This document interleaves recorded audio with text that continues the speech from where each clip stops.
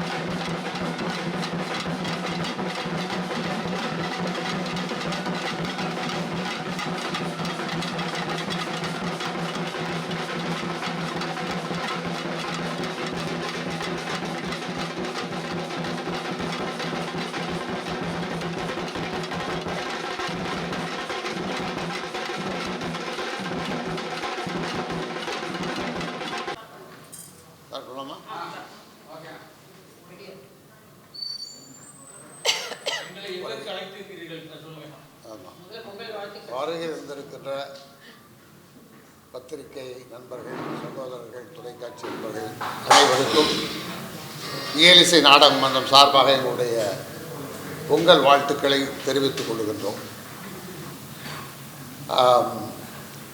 இன்றைக்கு உங்களை அழைத்திருப்பதனுடைய முக்கிய காரணம் என்னவென்றால், நம்முடைய தமிழகத்தினுடைய முதலமைச்சர் அவர்கள்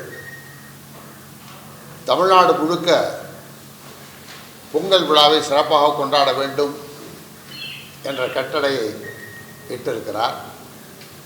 அதில் தமிழ்நாடு இயலிசை நாடக மன்றம் முக்கிய பங்கு வகிக்க வேண்டும் என்று அரசு கட்டளை பிறப்பித்துள்ளது. அதன் காரணமாக இப்போது நாளை 18ஆம் தேதி தமிழ்நாடு முழுக்க 38 மாவட்டங்களிலும் ஒரே நேரத்திலே தமிழ்நாடு இயலிசை நாடக மன்றம் ஒவ்வொரு மாவட்டத்திலும் 100க்கு மேற்பட்ட கலைஞர்கள் பங்கு கொள்ளும் கலை நிகழ்ச்சி அங்கே இருக்கின்ற பூங்காக்கள், மக்கள் கூடுகின்ற இடமாக பார்த்து அங்கே ஒரே நாளில் ஒரே நேரத்தில் நடைபெற இருக்கிறது. இதற்கு அந்தந்த மாவட்ட ஆட்சியர், அந்த மாவட்டத்தில் இருக்கின்ற அமைச்சர்கள், நாடாளுமன்ற சட்டமன்ற உறுப்பினர்கள், உள்ளாட்சித்துறையுடைய நகராட்சி நிர்வாகிகள் அனைவரும் கலந்து கொண்டு சிறப்பாக இதை நடத்துகின்ற எண்ணத்தோடு இதை நாங்கள் செயல் வடிவில் கொண்டு வருவதற்காக இன்றைக்கு இங்கே இயலிசை நாடக மன்ற வளாகத்திலேயே அந்த விழாவை தொடங்கி இருக்கின்றோம். இதில் என்னென்னா, அரசு ரொம்ப நிறைய இந்த 5 ஆண்டு முடிய போது நிறைய நன்மைகளை, திட்டங்களை இந்த அரசு செய்திருக்கிறது.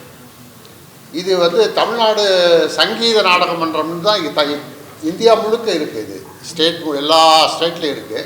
இது 1973 நம்முடைய முத்தமிழர் கலைஞர் முதலமைச்சராக வந்தபோது தமிழ்நாடு இயல் இசை நாடக மன்றம்னு மாற்றி இந்த பெயரை வச்சார். அதிலிருந்து இது இந்த தமிழ்நாடு இயல் இசை நாடக மன்றமாக தன்னுடைய பணியை செய்து கொண்டிருக்கிறது. அவர் இருக்கும்போது நிறைய திட்டங்களை உருவாக்கினார். இப்போது நம்முடைய முதல்வர் அவர்கள் அந்த திட்டங்களுக்கு, அந்த கலைஞர்களுடைய வாழ்வாதாரம், அவருடைய பிள்ளைகள், குடும்பம் முன்னேறுவதற்கான எண்ணற்ற திட்டங்களை செய்திருக்கிறார். இதை குறிப்பாக சொல்லணும்னா, குறைவாக இருந்த நிதியை அதிகமாக ஒதுக்கீடு செய்தார். ஆண்டுதோறும் 3 கோடி கொடுத்து கொண்டிருந்த திட்டங்களை எல்லாம் 4 கோடியாக உயர்த்தினார்.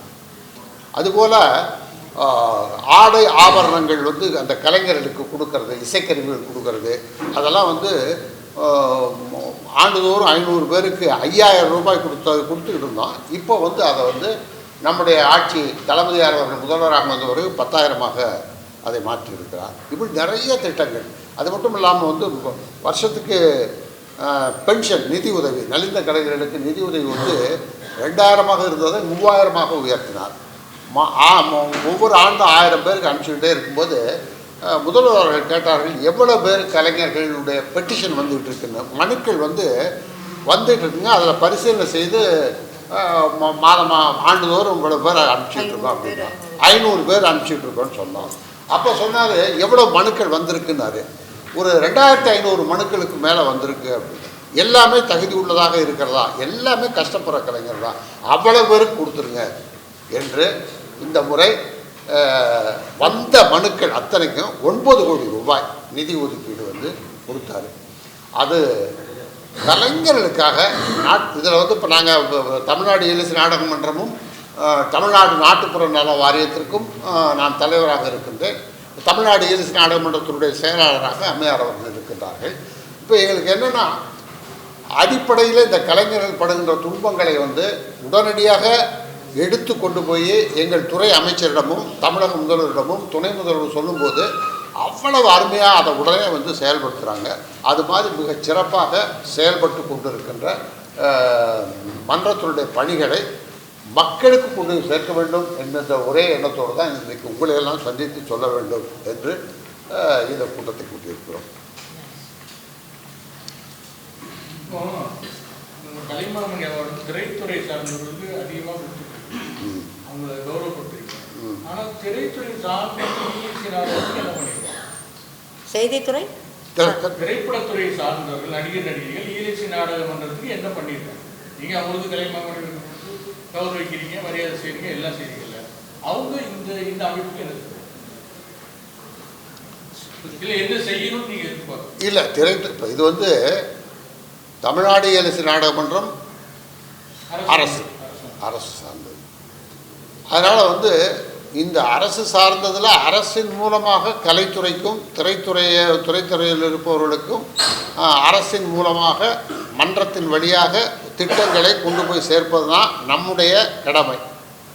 அதனால் வந்து அவங்க செய்யணும்னு நாங்கள் எதிர்பார்க்கல, அவங்க செய்யணும்னு எதிர்பார்க்கல. தாராளமாக யார் வந்து மன்றத்துக்காக ஏதாவது உதவி செய்யறாங்கன்னா அதை யாரும் மறுக்க முடியும். கலைஞர்களுக்காக உதவி செய்யணும்னு சொன்னாங்கன்னா எதிர்பார்ப்பேன். ஒன்றுமே இல்லை. இப்போ நாங்கள் 2 பேருமே திரைத்துறையில் இருக்கிறவங்க தான். இவங்க வந்து கிட்டத்தட்ட 50-60 ஆண்டு காலமாக பொது வாழ்க்கை பாடகராக இருந்தவங்க, கலை நிகழ்ச்சிகள் செய்தவர்கள். இவருடைய கணவனும் மிகப்பெரிய இசையமைப்பாளர். நான் உங்களுக்கு தெரியும் 40-45 வருஷமாக சினிமா உலகத்தில் இருக்கிறேன், நாடகத்திலேருந்து வந்தேன். அதனால் இதனுடைய பேசிக்கில் எவ்வளோ பிரச்சனைகள் இருக்குது.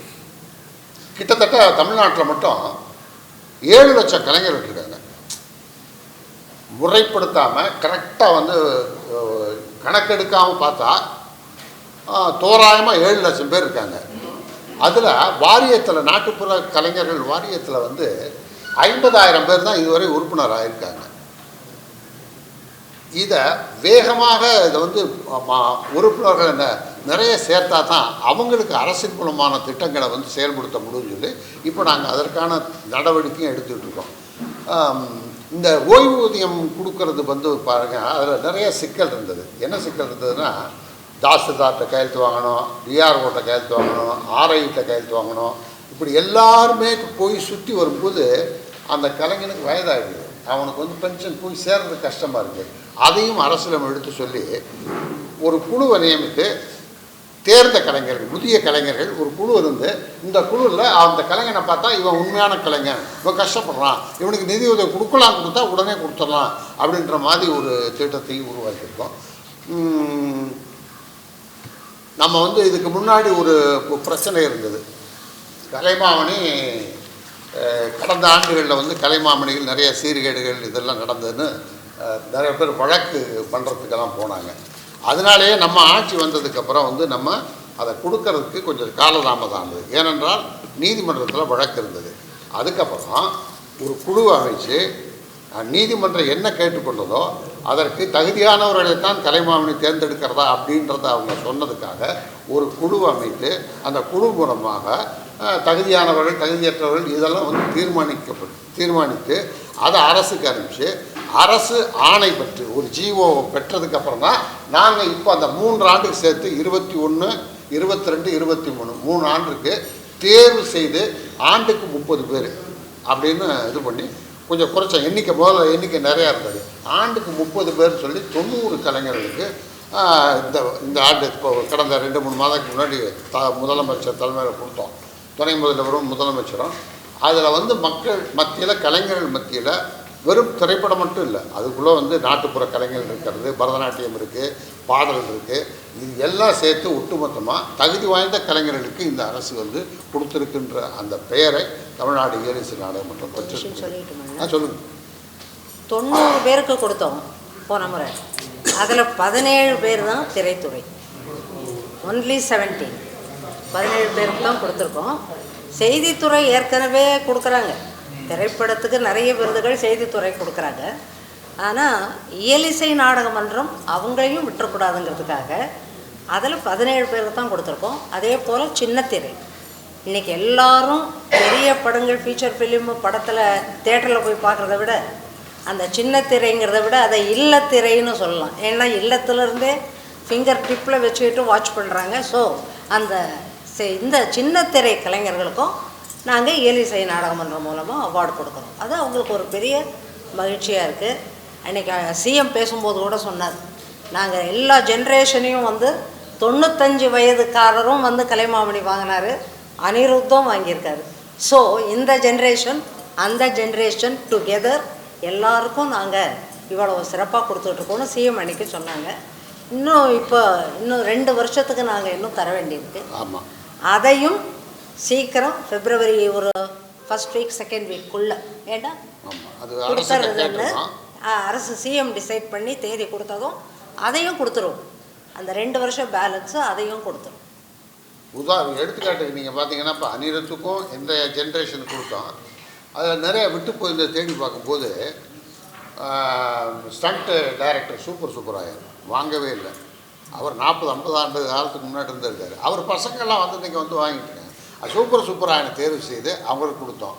அதே மாதிரி நம்ம இந்த ஜெயா அவர்கள், நம்ம குகநாதன் பிசி குகநாதனுடைய துணைவியாருக்கு வாங்காமல் இருந்தார். அந்த மாதிரி தேடி பிடிச்சி நல்ல கலைஞர்கள், மூத்த கலைஞர்கள் எல்லாத்தையும் பண்ணிகிட்ருக்கோம்.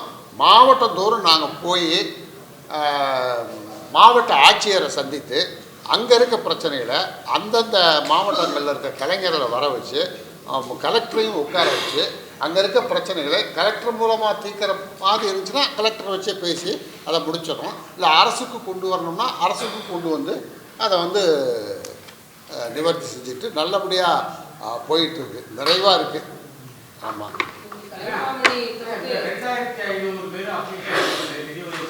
ஆமாம்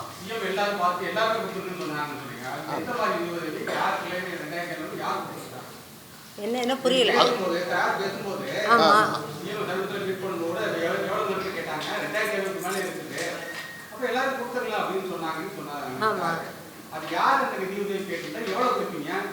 அதாவது நான் கலைஞர்கள், அதாவது கிராமிய கலைஞர்கள், நாட்டுப்புற கலைஞர்கள், நாடக நடிகர்கள், திரைக்கலைஞர்களாக கூட இருக்கலாம்.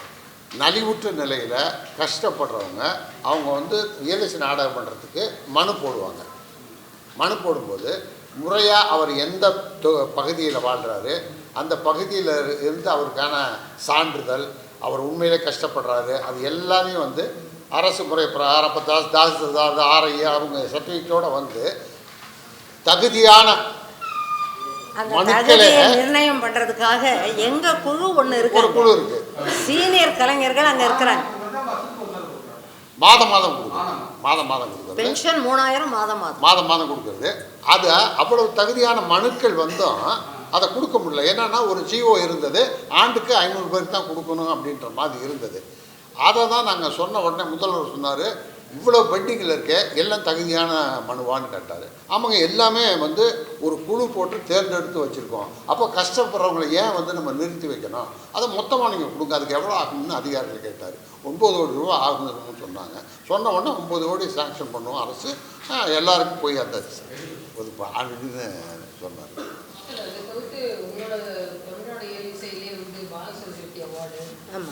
பாரதியார் அவார்டு இந்த முறையும் கொடுப்போம்மா. இப்போது இந்த 60 பேருக்கு கொடுக்க வேண்டியிருக்கு. அதாவது 2 வருஷம் கலைமாமணி அதை பிளான் பண்ணி ரெடி பண்ணிக்கிட்டு இருக்கோம். அலாங் வித் தட் இந்த 3 ஸ்பெஷல் அவார்ட்ஸும் பாரதியார் விருது, பாலசரஸ்வதி விருது, அந்த மாதிரி 3 விருது. ஆமாம், அதுவும் தான். இது இந்த 3 தான். ஆமாங்க. அதாவதுங்க, கனிமொழி அவங்க 10 வருஷத்துமாக வந்து நடத்திக்கிட்டு இருக்காங்க, சென்னை சங்கமம் நடத்திக்கிட்டு இருக்காங்க. இப்போது கலை பண்பாட்டுத்துறை சார்பில் அவங்க இந்த கிராமிய கலை விழா நடத்த ஆரம்பித்தாங்க. அதுக்கு நம்ம முதல்வர் அவர்கள் கனிக்கு ஏற்கனவே ரொம்ப எக்ஸ்பீரியன்ஸ் இருக்கிறதுனால கனியினுடைய கைடன்ஸு, கனி பொறுப்பெடுத்து இதை நடத்தணும் அப்படிங்கிற மாதிரி சொன்னதுனால கலை பண்பாட்டுத்துறையில் கனியும் அந்த பொறுப்பை ஏற்றுக்கிட்டு ரொம்ப சிறப்பாக ஒரு இனாகுரல் ஃபங்க்ஷன் முந்தானத்து நடந்தது. ரொம்ப சிறப்பாக அவங்களும் வந்து 18ஆம் தேதி வரைக்கும் சென்னையில் உள்ள, அதான் அங்கே முக்கியம், சென்னையில் உள்ள பூங்காக்கள், விளையாட்டு திறன்கள், இப்போ நிறைய பேர் கூடுற இடம், இந்த மாதிரி நடத்திக்கிட்டு இருக்காங்க. நாங்கள் இயலிசை நாடகமன்றத்தை பொறுத்த வரைக்கும் 2 வருஷமாகவே நாங்கள் தமிழ்நாடு முழுக்க 38 மாவட்டத்தில் 1 வாரம் டைம் கொடுத்தோம். நாங்கள் அதாவது 14லேருந்து 18க்குள்ளே எந்த தேதி அங்கே லோக்கலில் உள்ளவங்களுக்கு வசதிப்படுதோ அந்த தேதியில் நடத்தலாம். ஆனால் இந்த முறை சிஎம் என்ன அபிப்பிராயப்பட்டாங்கன்னா, ஒரே தேதியில் 18ஆம் தேதி இயலிசை நாடகமன்றம் 38 மாவட்டத்திலையும் நடத்தணும் அப்படின்னு சொன்னாங்க. அதுக்காக ஒரு பெரிய மீட்டிங் செக்ரட்டரியேட்டில் போட்டு அது போயிட்டு நாங்கள் கலந்துக்கிட்டோம். 18 நாங்கள், 15, 16 கலை பண்பாட்டுத்துறை, 17 சுற்றுலாத்துறை, இப்படி 3 பகுதியாக பிரித்து எங்களுக்கு 18ன்னு ஒதுக்கின காரணத்தினால இப்போ என்ன ஸ்பெஷல்னால், அந்த 18ஆம் தேதி ஒரே நாளில் 38 மாவட்டத்திலையும் கலைஞர்கள் ஏறக்குறைய 100 பேர் பங்கு கொள்கிற அண்ணன் முன்ன சொன்ன மாதிரி ஒரே நேரத்தில் நடத்துறது மிகப்பெரிய சிறப்பு. இதுக்கு காரணம் இந்த முறை சிஎம் வந்து அதை கையில் எடுத்துக்கிட்டு இப்படி சுற்றுலாத்துறை, கலை பண்பாட்டுத்துறை, தமிழ்நாடு இயலிசை நாடகமன்றம் அப்படி பிரிச்சுட்டாங்க. பிரித்து இந்த பொங்கல் ஹாலிடேஸு அத்தனையும் கலைஞர்கள் பங்கு பெறணும், அவங்க பயன் பெறணும் அப்படின்னு இதை உருவாக்குனாங்க. அப்படி பண்ணிக்கிட்டு இருக்கோம். இப்போ நம்ம ஒரு திருவிழா இங்கே நடந்துருச்சு, 18ஓட அவங்களது முடிய போகுது இந்த கிராமியத்தில். இதெல்லாம் நாங்கள் எப்போ என்ன பண்ணுவோம்னா, அவங்க முடித்ததுக்கப்புறம் 38 மாவட்டத்தையும் நாங்கள் முடிச்சுட்டு சென்னையில் மிகப்பெரிய விழாவை இயலிசை நாடகமன்றம் வழக்கமாக நடத்தும். அந்த விழா இந்த முறை 22, 25, 26 இல்லைன்னா 25, 26 3 நாள் இப்போ நாங்கள் நடத்த போகிறோம்.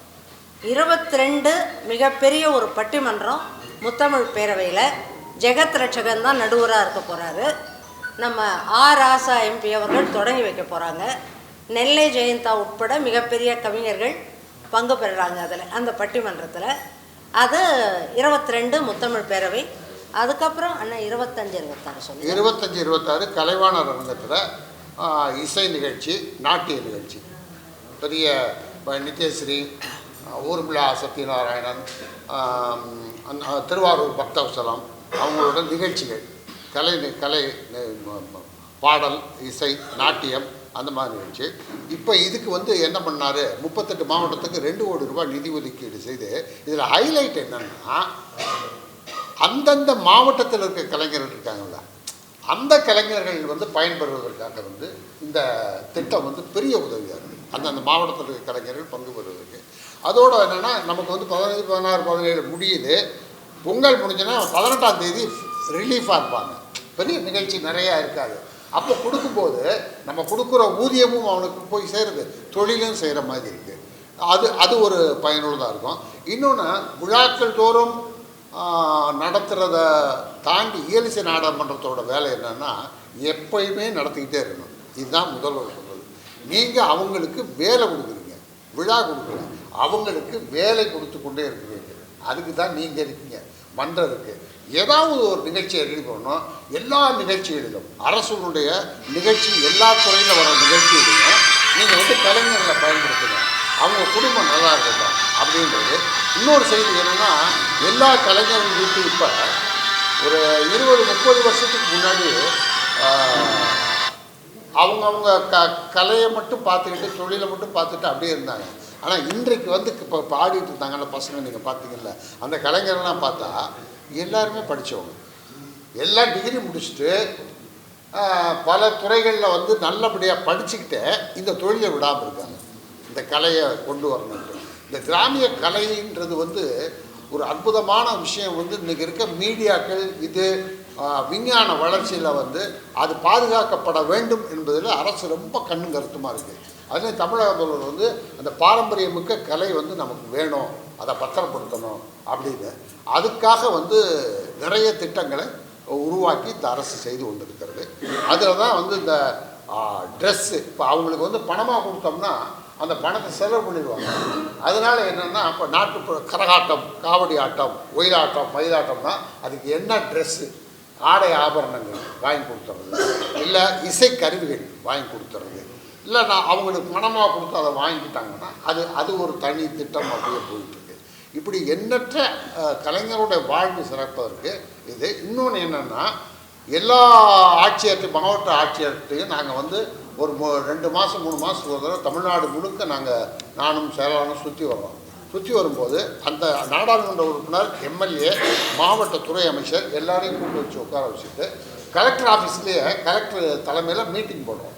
அப்போ எல்லா கலைஞரும் அந்த டிஸ்ட்ரிக்டில் இருக்க கலெக்டர் கலைஞர்களெல்லாம் வர வச்சு என்னென்ன பிரச்சனை உங்களுக்கு,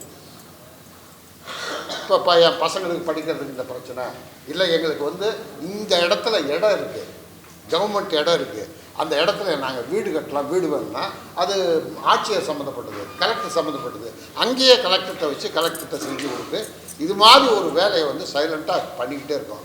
அப்போ நண்பர் கேட்டார் என்கிட்ட, நீங்கள் வந்து சைலண்ட்டாக இருக்கிற மாதிரி இருக்கே, ஏரிசி நாடகம் பண்ணுறோம், அது தெரியணுமே வெளியே அப்படின்னு. உண்மைதான், அது நிறைய பணிகளை நாங்கள் செஞ்சுக்கிட்டு இருக்கோம். ஆனால் அது சைலண்ட்டாக அமைதியாக அது போயிட்டுருக்கு. அது வந்து மக்களுக்கு கொண்டு போய் சேர்க்கணும். அதுதான் இப்போ வந்து சென்னை சங்கமம் வந்து பண்ணும்போது அது மக்களுக்கு போய் ரீச் ஆகிடும்.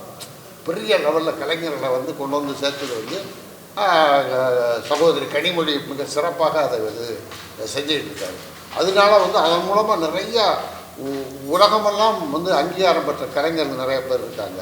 அது மாதிரி நாங்கள் தமிழ்நாடு அரசின் மூலமாக இந்த பணிகளை எல்லாம் செஞ்சிட்ருக்கோம். வாரியத்தின் மூலமாக கலைஞர்களுக்கு அடையாள அட்டை கொடுக்குறோம். அடையாள அட்டை கொடுத்தா அந்த அடையாள அட்டை எல்லா இடத்துக்கும் உதவியாக இருக்கும். அப்புறம் கலைமாமணி விருது பெற்றவர்களுக்கு வந்து பஸ் பாஸ், அவருக்கும் அவருக்கு துணையாக ஒருத்தர் போகிறதுக்கும் இலவசமாக போகிறதுக்கான பஸ் பாஸு, இந்த மாதிரி திட்டங்களை எல்லாம் செஞ்சுக்கிட்டு இருக்கோம்.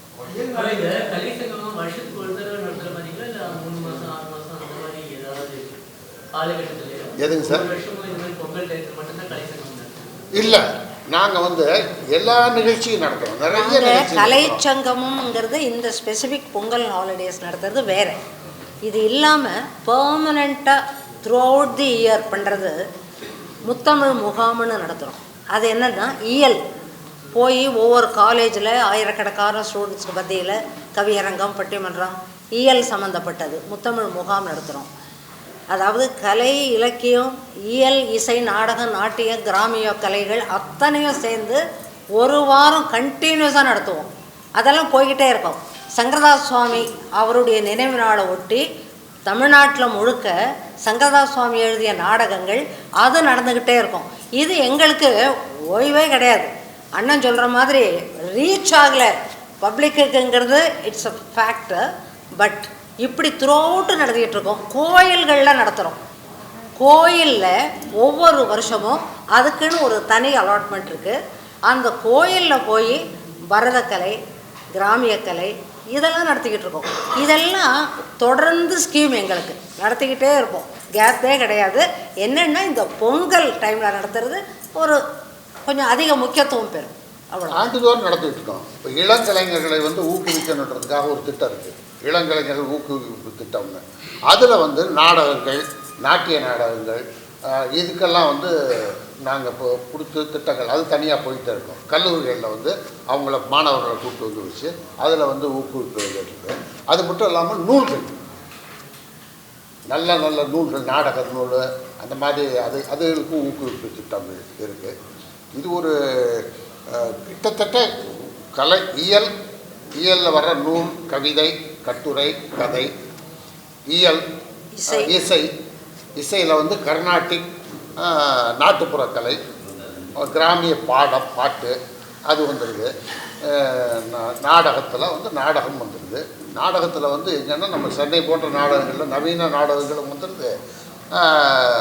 அவங்க நடத்துகிற இசை நாடக நடிகர், இப்போ வள்ளி திருமணம், அந்த ஹரிச்சந்திரா, அது போன்ற முதுமையான கலைகள் இருக்காங்களா, அந்த கலைகளும் வந்து போற்றப்பட வேண்டும் அப்படின்றதும், அதோடு சேர்த்து திரைத்துறை, சின்னத்திரை எல்லாத்தையுமே வந்து. இப்போ கூட சமீபத்தில் பிரளயன் நாடகம் நடந்தது, கனிமொழி தலைமை தாங்கினாங்க. ஆமாம், ரொம்ப சிறப்பாக நடந்தது.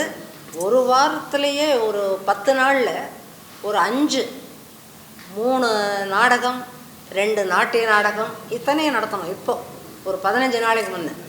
பட் என்னென்னா அது வெளியே பெரிய பப்ளிசிட்டி பண்ணுறதில்ல. சொல்லுங்கள்.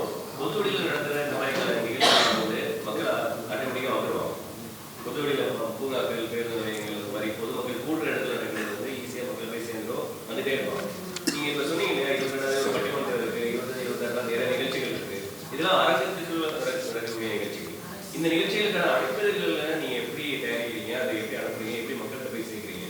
இல்லை இப்போ என்னென்னா, ஆமாம், அது இல்லை, அதில் கூட ப்ரெஸ்ஸு கம்ப்ளீட்டாக வந்து வராங்க அரங்கத்தில். இப்போது ஒரு மிகப்பெரிய ஒரு ஃபியூஷன் கலைவாணர் அரங்கத்தில் ஸ்டீஃபன் டிவசி பற்றி உங்களுக்கு தெரியும். He is world famous. Stephen Devassy along with Rajesh Vaidhya fusion Kalaivanar அரங்கத்தில் தான் அது நடத்த முடியும், அந்த சார்ட் ஆஃப் ப்ரோக்ராம். ஸோ அதுக்கே ஃபுல் ஹவுஸ் கலைவாணர் அரங்கம். நாங்கள் எதுவும் வந்து வேறு மாதிரி ஆர்கனைஸ் பண்ணி கூட்டத்தை கூப்பிட்றதில்ல. இந்த மாதிரி ஒரு ஃபியூஷன் நடக்குதுன்னா மியூசிக் லவர்ஸ் ஆட்டோமேட்டிக்காக அவங்க வராங்க. அது தனி ஒரு கொஞ்சம் லெவல் வேறு. நீங்கள் இப்போது கோயிலில் நடத்தும்போது எங்களுக்கு எவ்வளோ பெரிய ப்ளஸ் பாயிண்ட்டு தான், வர்ற பக்தர்கள் எல்லாருமே வந்து ரொம்ப ஆர்வமாக உட்காந்து அந்த பரதநாட்டிய நிகழ்ச்சி, இசை நிகழ்ச்சி இதெல்லாம் கேட்குறாங்க. ஸோ இயலிசை நாடகம் என்ற சார்பில் கோயில்லையும் இதெல்லாம் நடக்குது. திறந்த வெளிகளில் இப்போ நான் சொன்னேன், ஒரே வாரத்தில் கிராமிய கலை, பரதநாட்டியம் எல்லாமே திறந்த வெளி அரங்கத்தில். இப்போ எங்கள் அரங்கம் வெளியே திறந்த வெளி அரங்கம், இது ஆல் ஆர் வெல்கம். நல்ல வெளியெல்லாம் போஸ்டர் அடித்து பேனர் கட்டி பண்ணால் பப்ளிக் எல்லாம் வந்துடுவாங்க. இங்கே அவ்வளோ பெரிய கூட்டம் வரும். அது ஒரு வாரம் கண்டினியூஸாக நடத்துவோம். அதனால் நீங்கள் சொல்கிறது கலைவாணர் அரங்கம் அப்படிங்கிறது ஒரு வருஷத்தில் ஒரு தடவை, அவ்வளவுதான். கொஞ்சம் பெரிய இந்த மாதிரி நான் சொன்னேன்னு அந்த மாதிரி ஃபியூஷன்ஸு அப்படியெல்லாம் நடத்துறதுக்கு இதுதான் பிளான். இதில் வந்து நமக்கு எல்லாத்துக்கும் அனுப்பிச்சிடுறோம். எல்லா நிகழ்ச்சிக்கும் பத்திரிக்கை, தொலைக்காட்சி எல்லாத்துக்குமே வந்து தகவல் கொடுத்துட்றோம். நம்ம இன்விடேஷன் அனுப்பிச்சி வச்சிடுறோம். அது தொடர்ந்து அது நல்லபடியாக நடந்துகிட்ருக்கு. அடிப்படையில் மன்றத்தோட மிக முக்கியமான ஒரு இது என்னென்னா, அடிப்படையில் ரொம்ப கஷ்டப்படுற கலைஞர். சினிமாவை விட்டுருங்க, சின்னத்திரை, தொலைக்காட்சி அதெல்லாம் விட்டுருங்க. அது வந்து நமக்கு தெரியும், சினிமாவில் புகழ் உச்சிக்கு போகும், கீழே வரும், மேலே போகும். ஆனால் இந்த கலைஞர்கள் இருக்காங்களா, அவங்களுக்கு அந்த தொழிலை விட்டால் வேறு எதுவுமே தெரியாது, அது மட்டும்தான். அப்போ அதை எவ்வளோ நாள் அவன் அதை செய்ய முடியும் அப்படின்றது இருக்குது, அவனோட ஹெல்த் இருக்குது. அப்போ அது வந்து அவன் மிஞ்சி போகிறான். இயல் இசை நான் இப்போ இந்த ஸ்ரீ வள்ளி திருமணம், ஹரிச்சந்திரா போன்ற நாடகங்களில் நடிக்கிறவங்க வந்து பயங்கரமாக பாடணும், இரவு முழுக்க முழிச்சிருந்து நாடகம் நடத்தணும். அவன் வந்து 40 வயது 45 வயதில் வந்து அவன் ஓய்வு பெறும் நிலைக்கு வந்துடுறான். அதுக்கு மேலே அவனுக்கு வந்து சம்பாதிக்கிறதுக்கான உடல்நிலையும் வந்து இதாகிடும். அப்போ அந்த குடும்பம் வந்து பாதி தூரத்தில் வந்து முக்கால்வாசி இன்டர்வல் முடிஞ்சு கிளைமேக்ஸ் ஆரம்பிக்க முதல்லையே வந்து படம் முடிஞ்சா அப்படி இருக்கும். அப்படி ஒரு நிலைமை அவனுடைய குடும்பத்துக்கு வந்துடுது. அதை காப்பாற்றணும், அந்த குடும்பத்தை காப்பாற்றணும்.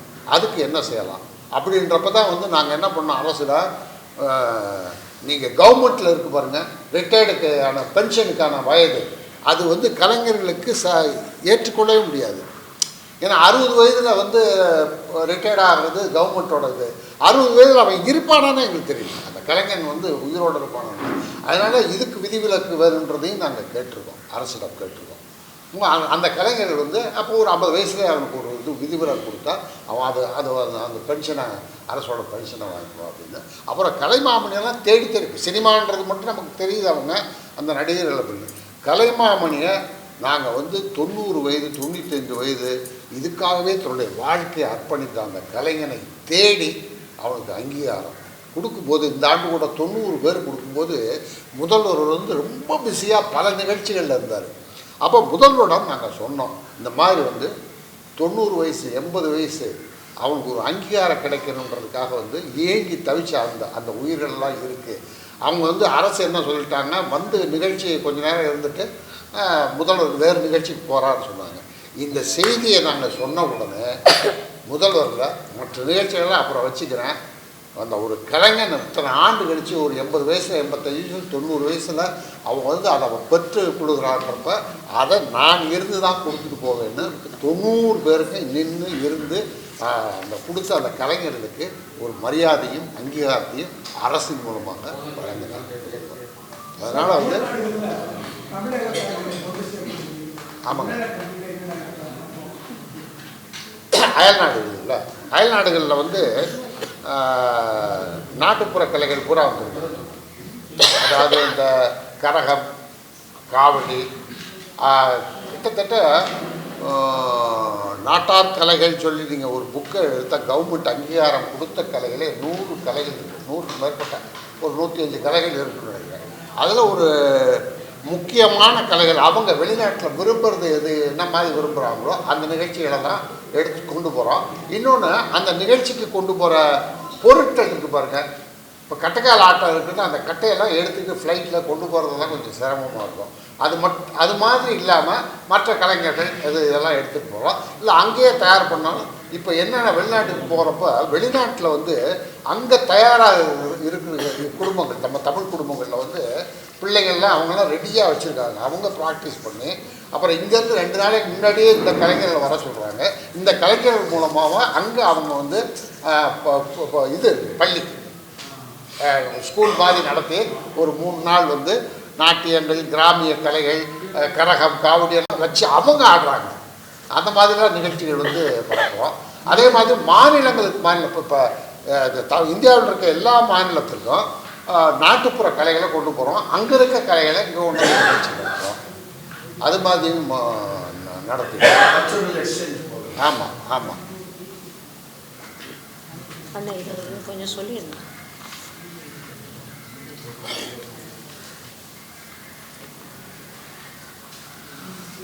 அது மாதிரி மறைந்த கலைஞர்களுடைய வாரிசுதாரருக்கு குடும்ப பராமரிப்புக்கு இந்த அரசு, நம்ம அரசு வந்ததுக்கப்புறம் 25,000 ரூபா குடும்ப பராமரிப்பு நிதி உதவி வழங்குறது இருக்குது. அதே மாதிரி கலைமாமணி விருது வாங்கியவங்களாம் நல்லா இருப்பாங்கன்ற சொல்ல முடியாது. கலைமாமணி விருது வாங்கி ரொம்ப கஷ்டப்படுற நலிவுற்ற கலைஞர்களுக்கு 50,000 ரூபா முன்னாடி வழங்கிட்டு இருந்தது. அதை நம்முடைய முதல்வர் வந்ததுக்கப்புறம் 1 லட்சமாக உயர்த்தி ஆண்டுக்கு 10 பேருக்கு 10 கலைமாமணியை தேர்ந்தெடுத்து அந்த 10 பேரை வர வச்சு அவங்களுக்கு 1 லட்ச ரூபா கொடுக்குற மாதிரி திட்டங்கள் எல்லாம். அதாவது தேடி தேடி நாங்கள் பார்க்குறோம். நமக்கு இப்போ எனக்கும் சரி அவங்களுக்கும் சரி இந்த கலைஞர்களுடைய துன்பம், அவங்க பேக்ரவுண்டு வெறும் கலை முன்னாடியில் வந்து மேக்கப் போட்டு ஆடுறாங்க அப்படின்றதுக்கு பின்னாடி இருக்குல்ல அவங்களுடைய பேக் சைடு, அது எங்களால் நிச்சயம் முழுக்க உணர முடியும். அது எங்களுக்கு தெரிஞ்சிருக்கிறதுனால அதெல்லாம் ஈஸியாக நாங்கள் நோட் பண்ணி கவர்மெண்ட்டை சொல்கிறோம், முதல்வர்கிட்ட எடுத்துகிட்டு போகிறோம். அவங்க அதை மிக சிறப்பாக வந்து எல்லாமே செய்கிறாரு. அதில் வந்து எத்தனையோ பணிகளுக்கு இடையில் இந்த கலைக்கு மிகப்பெரிய முன்னுரிமையை இந்த அரசும் முதல்வர்களும் கொடுத்து வர்றாங்க. அது எந்த நேரத்தில் நாங்கள் கேட்டாலும் உடனே அதிகாரிகளை கூப்பிட்டு இதெல்லாம் செய்யுங்க, உங்கள் கேட்குறத அதை செய்யுங்க அப்படின்னு சொல்லி சொல்கிறாரு. அதனால் சிறப்பாக போயிட்டு